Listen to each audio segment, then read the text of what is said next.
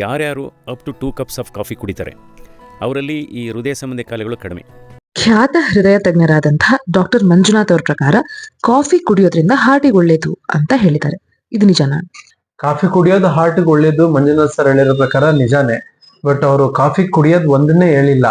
Coffee ಕುಡಿಯೋದ್ರ ಜೊತೆಗೆ ಯೋಗ ಮಾಡಿ ಅಂತಾನು ಹೇಳಿದ್ದಾರೆ, ಎಕ್ಸಸೈಸ್ ಮಾಡಿ ಅಂತ ಹೇಳಿದ್ದಾರೆ, ಧ್ಯಾನ ಮಾಡಿ ಅಂತ ಹೇಳಿದ್ದಾರೆ, ಪೂಜೆ ಪುನಸ್ಕಾರಗಳ ಬಗ್ಗೆ ಮಾತಾಡಿದ್ದಾರೆ, ಆಹಾರ ಪದ್ಧತಿಗಳ ಬಗ್ಗೆ ಮಾತಾಡಿದ್ದಾರೆ, ಜೀವನ ಶೈಲಿ ಬಗ್ಗೆ ತುಂಬಾ 108 ಮಾತುಗಳನ್ನ ಎಷ್ಟೊಂದು ಸ್ಪೀಚ್ ಅಲ್ಲಿ ಹೇಳಿ. ಪಾಲಿಶ್ ರೈಸ್ ಅವಾಯ್ಡ್ ಮಾಡಬೇಕು, ಒಳ್ಳೇದಲ್ಲ ಅದು. ವಾಯುಮಾಲಿನ್ಯ ಕೂಡ ಒಂದು ಹೊಸ ಕಾರಣವಾಗಿ ಹೊರಹೊಮ್ತಾ ಇದೆ ಈಗ ಹೇಳಿದ್ದಾರೆ. ಆ ಎಲ್ಲವನ್ನೂ ಬಿಟ್ಬಿಟ್ಟು ಕಾಫಿ ಒಂದನ್ನೇ ಹೈಲೈಟ್ ಮಾಡ್ಬಿಟ್ಟು ಕಾಫಿ ಕುಡಿದ್ರೆ ಒಳ್ಳೇದು ಅಂತ ಒಂದು ದಿನಕ್ಕೆ ಅಳತೆ ಮೀರಿ ಡಾಕ್ಟರ್ ಹೇಳವ್ರೆ ಅಂತ ಕುಡಿದ್ರೆ ಏನಾಗುತ್ತೆ, ಹೊಟ್ಟೆಲಿರೋ ಹುಳ ಎಲ್ಲ ಸುತ್ತೋಯ್ತವೆ.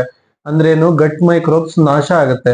ನಾವು ಮಾಡುವಂತ ಊಟನ ಹೊಟ್ಟೆಲಿರೋ ಹುಳಗಳು ಒಂದು ಬಾರಿ ತಿಂದು ಅದು ಬಿಟ್ಟಂತ ಬೈ ಪ್ರಾಡಕ್ಟ್ಸ್ ನ ದೇಹ ಎತ್ಕೊಂಡು ಅದಕ್ಕೆ ವೈಟಮಿನ್ಸ್ ಮಿನರಲ್ಸ್ ಅಂತ ಹೆಸರಿಡ್ತೀವಿ.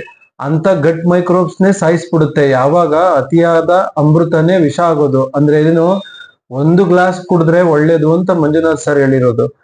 ಕಾಫಿ ಒಳ್ಳೇದು ಅಂತ ದಿನದಲ್ಲಿ ಫ್ರೀ ಇದೀನಿ ಅಂತ 5 ರಿಂದ 10 ಗ್ಲಾಸ್ ಕುಡಿಯೋದು, ಇಲ್ಲ 3 glass, anything beyond 1 glass is poisonous. 1 glass ಆದ್ಮೇಲೆ ಏನೇ ಕುಡಿದ್ರು ಅದು ವಿಷಕಾರಿನೇ.